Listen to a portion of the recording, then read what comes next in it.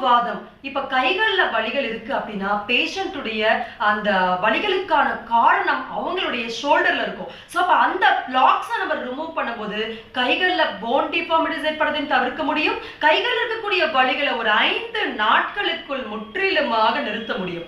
இதே போல கால்கள்ல இருக்கக்கூடிய மூட்டில் இருக்கக்கூடிய வாதம், கீழ்வாதம், ஆமைவாதம் இது எல்லாவற்றுக்குமே உடலில் ஒரு இடத்தில் ஏற்படக்கூடிய அதிகபட்சமான ஒரு கட்டு தான் காரணம். அந்த கட்டை வீட்டில் இருந்த மாதிரி நாமே எப்படி கரைக்க முடியும், பேஷண்ட்டை நம்ம சொன்ன மாதிரி ஒரு 5 டேஸ்க்குள்ள கம்ஃபர்டபுளா எப்படி கொண்டு போக முடியும்ன்ற முற்றிலுமான கைட்லைன்ஸ் தான் இந்த பதிவுல நம்ம ரொம்ப விரிவாக பார்க்க போறோம். நம்ம ஏற்கனவே முடக்குவாதம் பற்றி நிறைய பதிவுகள் நம்ம யூடியூப் சேனலில் கொடுத்துருக்கோம்.